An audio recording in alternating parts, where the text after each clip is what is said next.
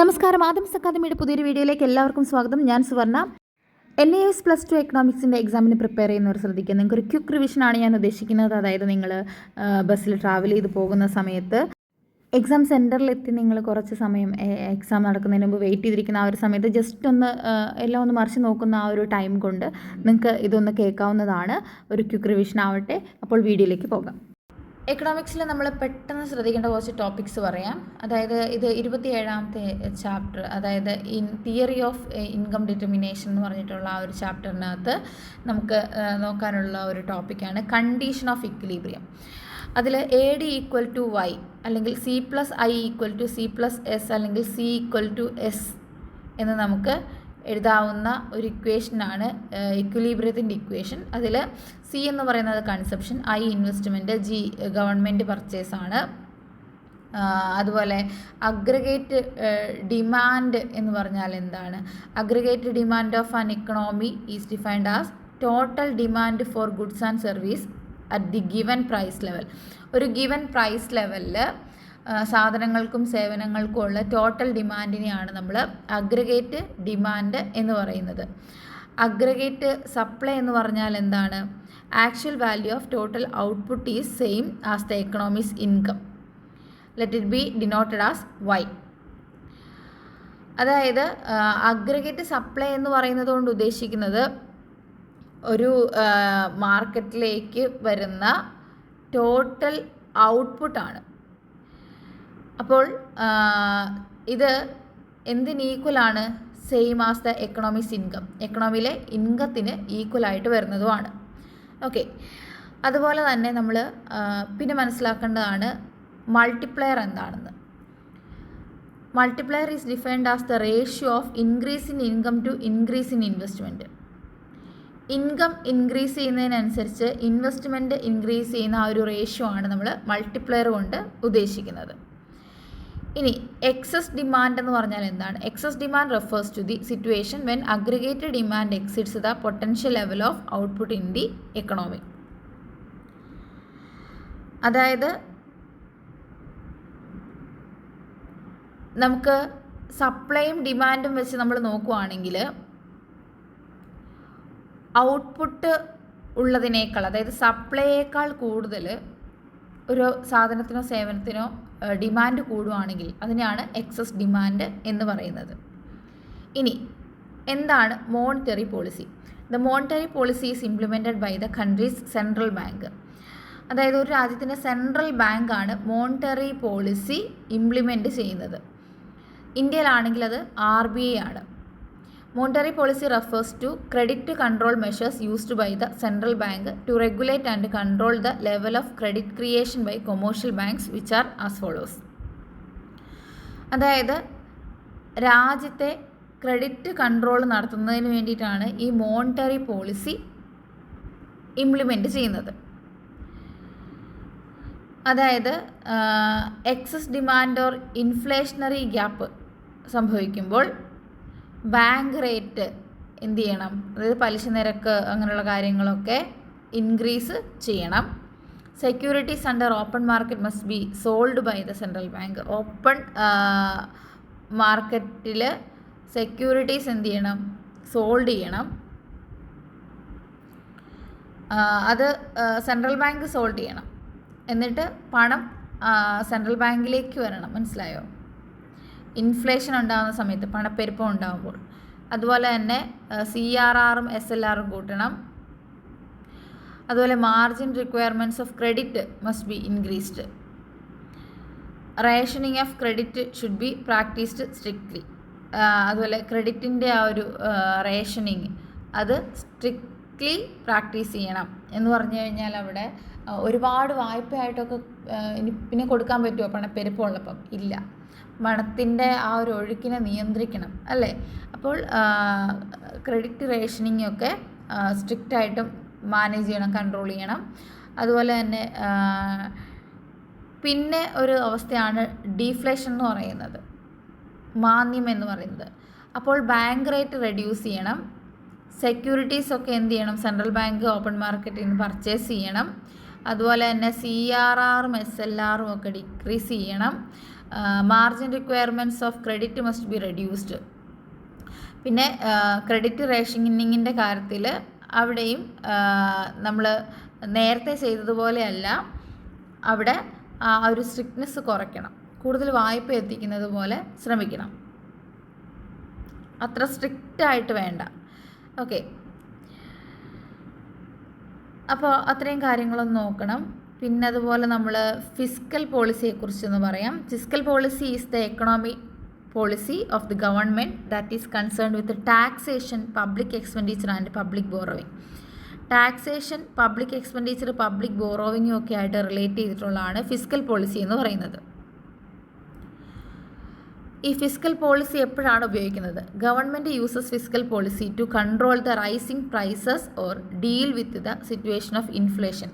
പണപ്പെരുപ്പം ഉണ്ടാകുമ്പോൾ അല്ലെങ്കിൽ വിലക്കയറ്റമൊക്കെ ഉണ്ടാകുമ്പോഴാണ് ഈ ഫിസ്ക്കൽ പോളിസി കൊണ്ടുവരുന്നത്. അപ്പോൾ നികുതി കൂട്ടും, പബ്ലിക് എക്സ്പെൻഡിച്ചർ ഗവൺമെൻറ് എന്ത് ചെയ്യും? റെഡ്യൂസ് ചെയ്യും, പബ്ലിക് ബോറോവിങ് ഇൻക്രീസ് ചെയ്യും.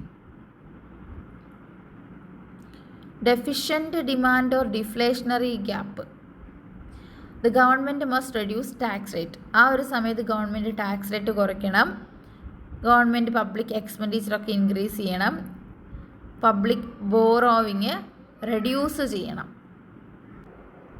24ാമത്തെ chapter national income and related അഗ്രഗേറ്റ്സിനകത്ത് നിങ്ങൾ ഇൻകത്തിൻ്റെ മീനിങ് ഒന്ന് നോക്കിയിട്ട് പോകണം. ഇൻകം എന്ന് പറയുന്നത് ഫാക്ടർ ഇൻകവും നോൺ ഫാക്ടർ ഇൻകവും ചേരുന്നതാണ്. ഫാക്ടർ ഇൻകം എന്ന് പറയുന്നത് ഫാക്ടേഴ്സ് ഓഫ് പ്രൊഡക്ഷൻ വഴി റിസീവ് ചെയ്യുന്ന ഇൻകമാണ്. അതായത് റെൻ്റായിട്ടും വേജ് ആയിട്ടും സാലറി ആയിട്ടും ഇൻട്രസ്റ്റ് ആയിട്ടും പ്രോഫിറ്റ് ആയിട്ടും ഒക്കെ കിട്ടുന്ന ഇൻകത്തെയാണ് നമ്മൾ ഫാക്ടർ ഇൻകം എന്ന് പറയുന്നത്. ഓക്കെ, ഇനി നോൺ ഫാക്ടർ ഇൻകം എന്ന് പറഞ്ഞു കഴിഞ്ഞാൽ gift, donation, charity, taxes, fines ഇതുവഴിയൊക്കെ കിട്ടുന്ന ഇൻകത്തെയാണ് നോൺ ഫാക്ടർ ഇൻകം എന്ന് പറയുന്നത്. അവിടെ പ്രൊഡക്ഷൻ ആക്ടിവിറ്റി നടക്കുന്നില്ല.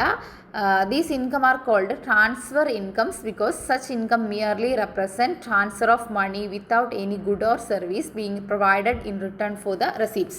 അതായത് ഇത്തരത്തിലുള്ള ഇൻകം കിട്ടുന്നതിന് പകരമായിട്ട് നമ്മൾ ഗുഡ്സോ സർവീസോ ഒന്നും എന്ത് ചെയ്യുന്നില്ല, ട്രാൻസ്ഫർ ചെയ്യുന്നില്ല. അതുകൊണ്ട് ഇത്തരം വരുമാനങ്ങളെ, ഇൻകത്തിനെ നമ്മൾ ട്രാൻസ്ഫർ ഇൻകംസ് എന്നും വിളിക്കാറുണ്ട്. ഇനി ബേസിക് ഇക്കണോമിക് ആക്ടിവിറ്റീസ് എന്തൊക്കെയാണ്? പ്രൊഡക്ഷൻ, ഇൻവെസ്റ്റ്മെൻറ്റ്, കൺസപ്ഷൻ, ഇതൊക്കെയാണ് ബേസിക് ഇക്കണോമിക് ആക്ടിവിറ്റീസ് അല്ലെങ്കിൽ അടിസ്ഥാന സാമ്പത്തിക പ്രവർത്തനങ്ങൾ എന്ന് പറയുന്നത്. ഇനി ക്ലോസ്ഡ് എക്കണോമിയും ഓപ്പൺ എക്കണോമിയും എന്താണ്? ക്ലോസ്ഡ് എക്കണോമി എന്ന് പറയുന്ന ആ ഒരു ടേം യൂസ് ചെയ്തിരിക്കുന്നത് a country which has no economic relation with the rest of the world. ലോകത്തിലെ മറ്റൊരു രാജ്യമായിട്ടോ അല്ലെങ്കിൽ മറ്റൊരു പ്രദേശമായിട്ടോ യാതൊരു സാമ്പത്തിക കണക്ഷൻസും ഇല്ലാതെ പ്രവർത്തിക്കുന്ന ഒരു രാജ്യത്തെ നമുക്ക് ക്ലോസ്ഡ് എക്കണോമിയാണ് എന്ന് പറയാം. ഓപ്പൺ എക്കണോമി എന്ന് പറഞ്ഞാൽ എല്ലാ രാജ്യങ്ങളുമായിട്ടും കച്ചവടമൊക്കെ ചെയ്ത് അങ്ങനെ ആ ഒരു രീതിയിൽ പോകുന്നതിനെയാണ് എക്കണോമിക് റിലേഷൻ നന്നായിട്ടുള്ള രാജ്യത്തിൻ്റെ ആ ഒരു എക്കണോമി ഓപ്പൺ എക്കണോമിയാണ്. എന്താണ് സ്റ്റോക്കും ഫ്ലോയും?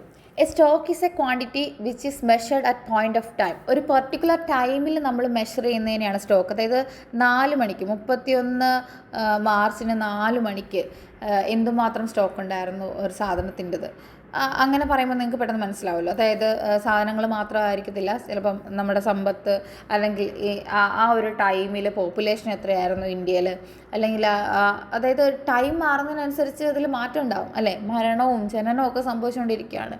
അതുപോലെ മണി സപ്ലൈ 31 മാർച്ച് 4 PM എത്രയായിരുന്നു, ഇങ്ങനെയൊക്കെ നോക്കാമല്ലോ. അപ്പോൾ ഇതൊക്കെ സ്റ്റോക്ക് കോൺസെപ്റ്റുകളാണ്. It has no time dimension, ഇതിന് ടൈം ഡയമെൻഷൻ ഇല്ല. ഇനി ഫ്ലോ എന്ന് പറഞ്ഞാൽ എന്താണ്? Flow is a quantity which is measured over a period of time. ഒരു പീരീഡ് ഓഫ് ടൈമിൽ നമ്മൾ മെഷർ ചെയ്യുന്ന ഒരു ക്വാണ്ടിറ്റിയാണ് നമ്മൾ ഫ്ലോ എന്ന് പറയുന്നത്. ആ പീരീഡ് ഓഫ് ടൈം എന്ന് പറഞ്ഞാൽ ദിവസങ്ങൾ, മാസം, വർഷം, ഇങ്ങനെയൊക്കെ ആയിരിക്കും. It has time dimension. ഇതിന് ടൈം ഡയമെൻഷൻ ഉണ്ട്, സ്റ്റോക്കിന് ടൈം ഡയമെൻഷൻ ഇല്ല. നാഷണൽ ഇൻകം, പോപ്പുലേഷൻ ഗ്രോത്ത്, ഇതൊക്കെ ഫ്ലോ കോൺസെപ്റ്റുകളാണ്. ഇനി circular flow of income, production, consumption, investment are important economic activities of an economy. ഒരു എക്കണോമിയിലെ ഇമ്പോർട്ടൻറ്റ് എക്കണോമിക് ആക്ടിവിറ്റീസ് ആണ് പ്രൊഡക്ഷൻ, കൺസപ്ഷൻ, ഇൻവെസ്റ്റ്മെൻറ്റ് എന്നൊക്കെ പറയുന്നത്. In carrying out these economic activities people make transaction between different sectors of the economy. അപ്പോൾ ഈ ഒരു economic activities ഒക്കെ നടത്തുമ്പോൾ ജനങ്ങൾ പല സെക്ടറുകളിലായിട്ട് ട്രാൻസാക്ഷൻസ് നടത്തും. Because of these transactions income and expenditure move in circular form. അപ്പോൾ ഈ ഒരു ട്രാൻസാക്ഷൻ നടക്കുന്നതിൻ്റെ ഭാഗമായിട്ട് വരുമാനമാണെങ്കിലും ചിലവാണെങ്കിലും ഒരു സർക്കുലർ ഫോമിലാണ് പിന്നെ സഞ്ചരിക്കാം. അതിനെയാണ് നമ്മൾ സർക്കുലർ ഫ്ലോ ഓഫ് ഇൻകം എന്ന് പറയുന്നത്. In this way, the flow of goods and services and flow of money payments together make a circular flow. അതായത് സാധനങ്ങളും സേവനങ്ങളും അതിൻ്റെ മണി പേയ്മെൻറ്റും ആണ് ഈ സർക്കുലർ ഫ്ലോയിൽ ഉണ്ടാവുക. Real flow of factor services from household to firms and flow of goods and services from firms to household is known as real flow. അതായത് ഫാക്ടർ സർവീസുകൾ ഹൗസ് ഹോൾഡിൽ നിന്ന് ഫെയിംസിലേക്കും അതുപോലെ ഗുഡ്സ് ആൻഡ് സർവീസസ് ഫെയിംസിൽ നിന്ന് ഹൗസ് ഹോൾഡിലേക്കും പോകുന്നതിനെയാണ് റിയൽ ഫ്ലോ എന്ന് പറയുന്നത്. ഓക്കെ, അതായത് ഫാക്ടർ സർവീസുകൾ എന്ന് പറയുമ്പോൾ നമ്മൾ എന്തൊക്കെ വരും? അതായത് നമ്മൾ തൊഴിൽ കൊടുക്കുന്നത്, ഒരു ബിസിനസ്സിലേക്ക് നമ്മൾ ഒരു തൊഴിലാളി തൊഴിൽ കൊടുക്കുന്നത് ഫാക്ടർ സർവീസായിട്ട് വരും. അതുപോലെ റോ മെറ്റീരിയൽസ്, അതായത് ഹൗസ് ഹോൾഡിൽ നിന്ന് റോ മെറ്റീരിയൽസ് ആയിട്ട് കൊടുക്കുന്നു. അങ്ങനെയുള്ളതൊക്കെ ഫാക്ടർ സർവീസുകളാണ്. ഇത് ഫേമിലേക്ക് എത്തി ഫേം സാധനങ്ങളും സേവനങ്ങളും പ്രൊഡ്യൂസ് ചെയ്യുന്നു. അതിനുശേഷം പിന്നെ ഹൗസ് ഹോൾഡിലേക്ക് ഈ സാധനങ്ങളും സേവനങ്ങളും തന്നെയാണ് എത്തുന്നത്. ഇനി money flow. Household receives rent for land കൊടുക്കുന്നതിന് പകരം റെൻറ്റ് ഹൗസ് ഹോൾഡിന് കിട്ടും. ലേബർ കൊടുക്കുന്നതിന് പകരം വേജസ് കിട്ടും. അതുപോലെ ക്യാപിറ്റലിന് പകരം ഇൻട്രസ്റ്റ് കിട്ടും. ഓൺട്രപ്രണർഷിപ്പിന് പകരം പ്രോഫിറ്റും കിട്ടും. ഇതൊക്കെ ഫേമിൽ നിന്ന് ഹൗസ് ഹോൾഡിലേക്ക് പോകുന്നതാണ് കേട്ടോ. എന്നിട്ട് ഹൗസ് ഹോൾഡ് ആ പണം ഉപയോഗിച്ച് ഗുഡ്സ് ആൻഡ് സർവീസസ് ഫേംസിൽ നിന്നും എടുക്കും. This flow of money between firms and household is called money flow. അപ്പോൾ ഫേംസും ഹൗസ് ഹോൾഡും തമ്മിലുള്ള പണത്തിൻ്റെ ഒഴുക്കിനെയാണ് നമ്മൾ മണി ഫ്ലോ എന്ന് പറയുന്നത്. ഇതാണ് സർക്കുലർ ഫ്ലോ ഓഫ് ഇൻകത്തിൻ്റെ ആ ഒരു ഡയഗ്രാം എന്ന് പറയുന്നത് നോക്കണം കേട്ടോ. ഇനി different sectors of the economy and their inflows and outflows. And open economy can be divided into following 5 sectors. ഒരു ഓപ്പൺ എക്കണോമിയെ നമുക്ക് producing sector, household sector, government sector, financial sector, പിന്നെ rest of the world sector എന്നിങ്ങനെ തരംതിരിക്കാവുന്നതാണ്. Intermediate goods and final goods. Intermediate goods are those goods which are meant either for reprocessing or for resale. അതായത് ഒന്നെങ്കിൽ റീപ്രോസസ്സ് ചെയ്യണം, good ആക്കണമെങ്കിൽ, അതായത് സാധനം ആക്കണമെങ്കിൽ, അല്ലെങ്കിൽ resale ചെയ്യാൻ പറ്റുന്നതിനാണ് ഇൻ്റർമീഡിയറ്റ് ഗുഡ്സ് എന്ന് പറയുന്നത്. Intermediate goods are not included in the calculation of national income. National ഇൻകത്തിൽ പെടുത്താത്ത ഗുഡ്സിനെയാണ്, അതായത് ദേശീയ വരുമാനം കാൽക്കുലേറ്റ് ചെയ്യുമ്പോൾ കൺസിഡർ ചെയ്യാത്തതിനെയാണ് ഇൻ്റർമീഡിയറ്റ് ഗുഡ്സ് എന്ന് പറയുന്നത്. ഇനി എന്താണ് final goods? Goods which are used either for final consumption by the consumers or for investment by the producers are known as final goods. അതായത് ഫൈനൽ കൺസപ്ഷൻ, അവസാന ഉപയോഗത്തിന് വേണ്ടി കൺസ്യൂമർ വാങ്ങിക്കുന്ന തരത്തിലുള്ള ഗുഡ്സിനെയാണ് നമ്മൾ ഫൈനൽ ഗുഡ്സ് എന്ന് പറയുന്നത്. Final goods are included in the calculation of national income. National income calculate ചെയ്യുമ്പോൾ ഫൈനൽ ഗുഡ്സ് കൺസിഡർ ചെയ്യും. അടുത്തത് national income and its measurement എന്ന ചാപ്റ്ററിൽ നിങ്ങൾ methods of measuring national income എന്തൊക്കെയാണെന്ന് അറിഞ്ഞിരിക്കണം. ഇൻകം മെത്തേഡുണ്ട്, എക്സ്പെൻഡിച്ചർ മെത്തേഡുണ്ട്, പ്രോഡക്റ്റ് മെത്തേഡുണ്ട്. അങ്ങനെ 3 മെത്തേഡാണ് നാഷണൽ ഇൻകം കണക്കാക്കുന്നതിന് വേണ്ടി ഉള്ളത്. Value added method. National income is the value of final goods and services produced in a country within the domestic territory plus net factor income from rest of the world. അതായത് ദേശീയ വരുമാനം എന്ന് പറയുന്ന ഒരു രാജ്യത്ത് ആകെ ഉൽപ്പാദിപ്പിച്ച സാധനങ്ങളുടെയും സേവനങ്ങളുടെയും വാല്യൂ, അത് ഒരു രാജ്യത്തിൻ്റെ അതിർത്തിക്കുള്ളിൽ. അതുപോലെ തന്നെ റെസ്റ്റ് ഓഫ് ദി വേൾഡിൽ നിന്നുള്ള നെറ്റ് ഫാക്ടർ ഇൻകവും ഇതിനകത്തേക്ക് വരും. ഓക്കെ, ഇനി നമ്മൾ ഈ നാഷണൽ ഇൻകം ഒക്കെ കണക്കാക്കുന്ന സമയത്ത് ഇൻഡസ്ട്രിയൽ സെക്ടറുകളെ മൊത്തത്തിൽ 3ആയിട്ട് തിരിക്കുന്നുണ്ടെന്ന് മനസ്സിലാക്കാം. പ്രൈമറി, സെക്കൻഡറി, ടെറിഷറി എന്ന്. പ്രൈമറി സെക്ടർ എന്ന് പറയുമ്പോൾ പ്രൊഡക്റ്റീവ് ആക്ടിവിറ്റീസ് ആയിട്ടുള്ള അഗ്രികൾച്ചർ, ഫോറസ്ട്രി, ഫിഷിങ്, മൈനിങ് ഇതൊക്കെയാണ് നടക്കുന്നത്.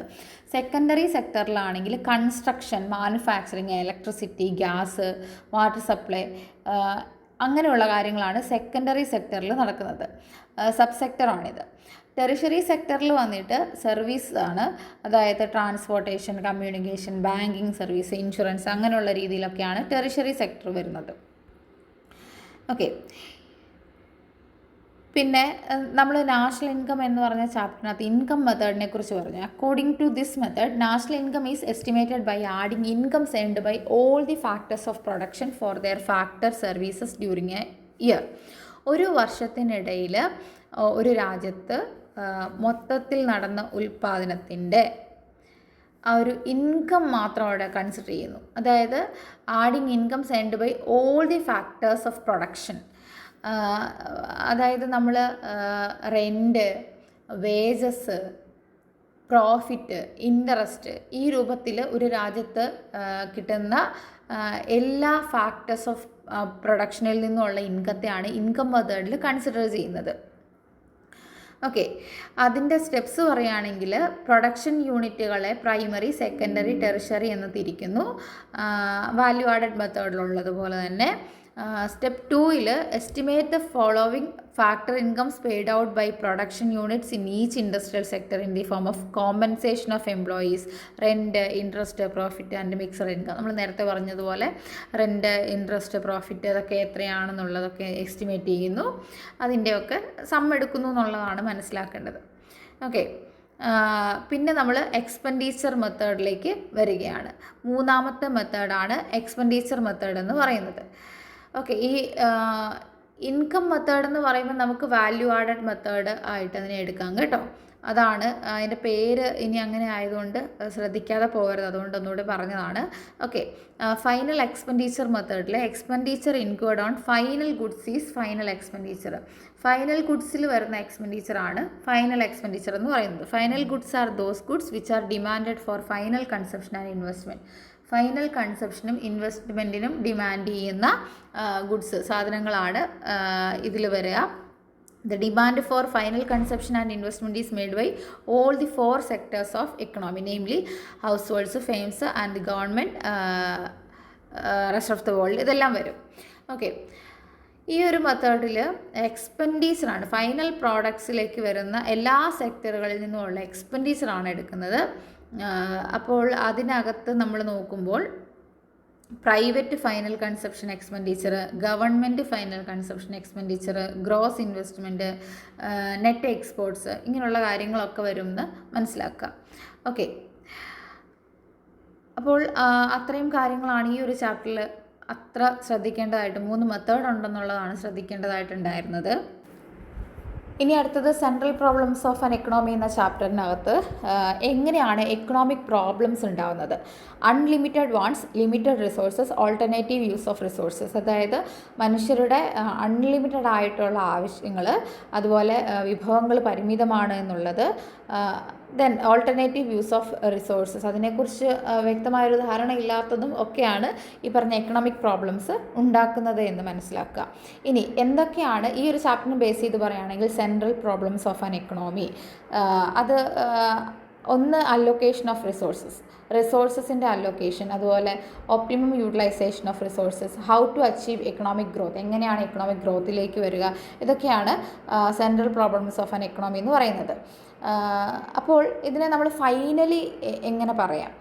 ഫൈനലി പറയുകയാണെങ്കിൽ അലൊക്കേഷൻ ഓഫ് റിസോഴ്സുമായിട്ട് ബന്ധപ്പെട്ട് what to produce, how to produce, for whom to produce. അപ്പോൾ എന്തൊക്കെയാണ് central problems of an economy എന്ന് ചോദിച്ചു കഴിഞ്ഞാൽ പെട്ടെന്ന് നമുക്ക് പറയാവുന്നത് എന്ത് ഉൽപ്പാദിപ്പിക്കണം, എങ്ങനെ ഉൽപ്പാദിപ്പിക്കണം, ആർക്ക് വേണ്ടി ഉൽപ്പാദിപ്പിക്കണം എന്നുള്ളതൊക്കെയാണ് central problems of an economy എന്ന് പറയുന്നത്. ഇനി ഫോംസ് ഓഫ് മാർക്കറ്റ് എന്ന ചാപ്റ്ററിൽ എന്താണ് മാർക്കറ്റ് എന്നൊരു ചോദ്യമുണ്ട്. മാർക്കറ്റ് എന്ന് പറയുന്നത് സാധാരണ സങ്കല്പം അനുസരിച്ച് സാധനങ്ങൾ വിൽക്കുകയും വാങ്ങുകയും ചെയ്യുന്ന ഒരു പർട്ടിക്കുലർ പ്ലേസ് ആണ്. പക്ഷേ എക്കണോമിക്സിൽ മാർക്കറ്റ് എന്ന് പറയുന്നത് അങ്ങനെ പർട്ടിക്കുലർ ആയിട്ടുള്ളൊരു സ്പെസിഫിക് പ്ലേസ് ഒന്നുമില്ല. അതൊരു മെക്കാനിസമാണ് എന്ന് മനസ്സിലാക്കുക. Through which buyers and sellers come into contact with each other and buy and or sell goods at mutually agreed price. അതായത് ആ ഒരു മെക്കാനിസത്തിൽ ബയേഴ്സ്, വാങ്ങുന്നവരും വിൽക്കുന്നവരും കോണ്ടാക്റ്റിൽ വരുന്നു, അവരെ എഗ്രി ചെയ്തൊരു പ്രൈസിൽ അവർ സാധനങ്ങൾ വിൽക്കുകയും വാങ്ങുകയും ചെയ്യുന്നു. ഇനി മാർക്കറ്റിൻ്റെ ഫീച്ചേഴ്സ് പറയുകയാണെങ്കിൽ ബയേഴ്സ് ആൻഡ് സെല്ലേഴ്സ് ഉണ്ട്, ഏരിയ ഉണ്ടാവാം, അതുപോലെ തന്നെ ഒരു പ്രോഡക്റ്റ് അല്ലെങ്കിൽ സർവീസ്, അങ്ങനെ ഒരു പണത്തിന് പകരമായിട്ട് കൊടുക്കുന്നൊരു കാര്യം ഉണ്ടായിരിക്കാം, കമ്മോഡിറ്റി എന്ന് പറയാം നമുക്ക്. പിന്നെ പലതരത്തിലുള്ള കോമ്പറ്റീഷൻസ് മാർക്കറ്റിലുണ്ട്, മണി ട്രാൻസാക്ഷൻ നടക്കുന്നുണ്ട്. ഇനി മാർക്കറ്റിൻ്റെ ഫോംസ് ഏതൊക്കെയാണ്? നമ്പർ ഓഫ് ഫേംസിൻ്റെ അടിസ്ഥാനത്തിൽ ഇനി മാർക്കറ്റിലേക്കുള്ള എൻട്രി എക്സിറ്റ് അതിൻ്റെ ആ ഒരു ഈസിനെസ് വെച്ചിട്ട്, അതുപോലെ ഡിഗ്രി ഓഫ് പ്രോഡക്റ്റ് ഡിഫറൻഷിയേഷൻ വെച്ചിട്ടുമൊക്കെ മാർക്കറ്റിനെ നമുക്ക് തരംതിരിക്കാൻ പറ്റും. മാർക്കറ്റിൻ്റെ സ്ട്രക്ചർ നമ്മൾ നോക്കുമ്പോൾ perfect competition, monopolistic competition, oligopoly, duopoly, monopoly എന്നിങ്ങനെയുണ്ട്. അപ്പോൾ പെർഫെക്റ്റ് കോമ്പറ്റീഷൻ എന്ന് പറയുന്നത് market structure in which there is a large number of buyers and sellers who transact homogeneous or similar goods at a price fixed by the market or industry. അതായത് perfect കോമ്പറ്റീഷനിൽ large number of ബയേഴ്സും സെല്ലേഴ്സും ഉണ്ടായിരിക്കും. അവർ homogeneous അല്ലെങ്കിൽ അതായത് similar ആയിട്ടുള്ള സാധനങ്ങൾ വിൽക്കുകയും വാങ്ങുകയും ഒക്കെ ചെയ്യുന്ന ഒരു മാർക്കറ്റാണ് പെർഫെക്റ്റ് കോമ്പറ്റീഷൻ എന്ന് പറയുന്നത്. അവിടെ ഒരു പ്രൈസ് ഫിക്സഡ് ആയിരിക്കും. ഓക്കെ, ഇനി മോണോപോളി മാർക്കറ്റ് എന്ന് പറയുമ്പോൾ സിംഗിൾ സെല്ലറേ ഉണ്ടാവുള്ളൂ. ക്ലോസ് സബ്സ്റ്റിറ്റ്യൂട്ടുകളൊന്നും ഉണ്ടായിരിക്കില്ല, പകരം തുല്യമായിട്ടുള്ള സാധനങ്ങളൊന്നും ഉണ്ടാവില്ല. Strong barriers before a new firm to enter the market. Already ഒരു സാധനം വിൽക്കുന്ന മോണോപോളി ഉള്ളിടത്ത് അതേപോലത്തെ മറ്റൊരു ഐറ്റം കൊണ്ടുവരിക എന്നുള്ളത് പുതിയ ഒരു ബിസിനസ്സുകാരനെ സംബന്ധിച്ച് തടസ്സമായിരിക്കും. പ്രൈസ് മേക്കർ ആയിരിക്കും ഇവർ. മോണോപോളി എന്ന് പറയുമ്പോൾ ഇവർ തീരുമാനിക്കുന്നതായിരിക്കും പ്രൈസ് ഡിസ്ക്രിമിനേഷൻ കാണും. അതുപോലെ നമ്മൾ ഡിമാൻഡ് കർവിൻ്റെ ഷേപ്പ് നോക്കുകയാണെങ്കിൽ ഈ ഒരു രീതിയിലായിരിക്കും ഉണ്ടാവുക. ഇനി നമ്മൾ നേരത്തെ പറഞ്ഞ പെർഫെക്റ്റ് കോമ്പറ്റീഷൻ്റെ ഡിമാൻഡ് കർവ് ഈ ഒരു രീതിയിലായിരിക്കും ഉണ്ടാവുക. നിങ്ങൾ കാണുന്നുണ്ടല്ലോ അല്ലേ? നോക്കിയേ, അതിൻ്റെ ആ ഒരു വ്യത്യാസം നോക്കിയേ. അടുത്തത് മോണോപോളിസ്റ്റിക് മാർക്കറ്റ് ആണെങ്കിൽ ലാർജ് നമ്പർ ഓഫ് ഫെയിംസ് ഉണ്ടായിരിക്കും, പ്രോഡക്റ്റ് ഡിഫറൻഷിയേഷൻ ഉണ്ടായിരിക്കും. ഇത്രയും പ്രോഡക്റ്റ് ഡിഫറൻഷിയേഷൻ ഉള്ളിടത്ത്, ഒരുപാട് ഫെയിംസ് ഉള്ളിടത്ത് സെല്ലിംഗ് കോസ്റ്റും ഉണ്ടാവും. നോൺ പ്രൈസ് കോമ്പറ്റീഷൻ ആയിരിക്കും മിക്കവാറും. അതുപോലെ ഡിമാൻഡ് കർവിൻ്റെ ആ ഒരു നേച്ചർ, ഷേപ്പ് നോക്കിക്കേ, ഈ ഒരു രീതിയിലായിരിക്കും. അടുത്തത് oligopoly market. Oligopoly can simply be defined as the competition among the few firms. കുറച്ച് ഫെയിംസ് തമ്മിലുള്ള കോമ്പറ്റീഷനാണ് ഒളിഗോപോളി എന്നതുകൊണ്ട് ഉദ്ദേശിക്കുന്നത്. The products of these firms may either B close substitutes or homogeneous. ഒന്നെങ്കിൽ ഒരേപോലെയുള്ള പ്രോഡക്റ്റുകളാവാം, അല്ലെങ്കിൽ ക്ലോസ് സബ്സ്റ്റിറ്റ്യൂട്ട്സ് ഒക്കെ ആയിരിക്കാം. ഇപ്പോൾ പറയുകയാണെങ്കിൽ mobile service providers, car industry, airlines ഒക്കെ വരാം. ഇനി ഒളിഗോപോളി തന്നെ കൊള്യൂസീവും ഉണ്ട്, നോൺ കൊള്യൂസീവും ഉണ്ടെന്ന് മനസ്സിലാക്കാം. Firms under oligopoly may decide to cooperate with each other and make common pricing policies and output decision for all the firms. അതാണ് കൊള്യൂസീവ് എന്ന് പറയുന്നത്. അതായത് ഒളിഗോപോളിയിലുള്ള ഫെയിംസ് ഒക്കെ സഹകരിച്ച് പോകാം, വിലയൊക്കെ ഒരേപോലെ തീരുമാനിച്ച് അങ്ങനെയൊക്കെ പോകുന്നവരുണ്ട്. അപ്പോൾ അതാണ് കൊള്യൂസീവ് ഒളിഗോപോളി എന്ന് പറയുന്നത്. ഇവർ മോണോപോളിസ്റ്റുകളെ പോലെ ബിഹേവ് ചെയ്യുന്നവരാണ്, സൂപ്പർ നോർമൽ പ്രോഫിറ്റ് ഏൺ ചെയ്യുന്നവരുമാണ്. നോൺ കൊള്യൂസീവ് എന്ന് പറയുന്നത് ഫെയിംസ് അവിടെ എന്ത് ചെയ്യുന്നില്ല, കോപ്പറേറ്റ് ചെയ്യുന്നില്ല. അവരവരുടെ ആ ഒരു നിലനിൽപ്പ് മാത്രം നോക്കിക്കൊണ്ട് അവർ വില ഫിക്സ് ചെയ്യുന്നു. ആ ഒരു രീതിയിലായിരിക്കും നോൺ കൊള്യൂസീവ് ഒളിഗോപോളി എന്ന് പറയുന്നത് കേട്ടോ. Under such environment firms profits will go down, unable to earn normal profit only. അവിടെ ചിലപ്പോൾ ഈ പ്രോഫിറ്റ് എന്ന് പറയുന്നത് ഡൗൺ ആവാം. ഓക്കെ, നോർമൽ പ്രോഫിറ്റ് മാത്രമല്ല അവിടെ കിട്ടുക എന്ന് മനസ്സിലാക്കുക. അപ്പോൾ ഇത്രയും കാര്യങ്ങളാണ്, ഇത്രയും മാർക്കറ്റുകളെക്കുറിച്ച് ഈ ഒരു ചാപ്റ്ററിൽ പഠിക്കാനുണ്ടായിരുന്നു.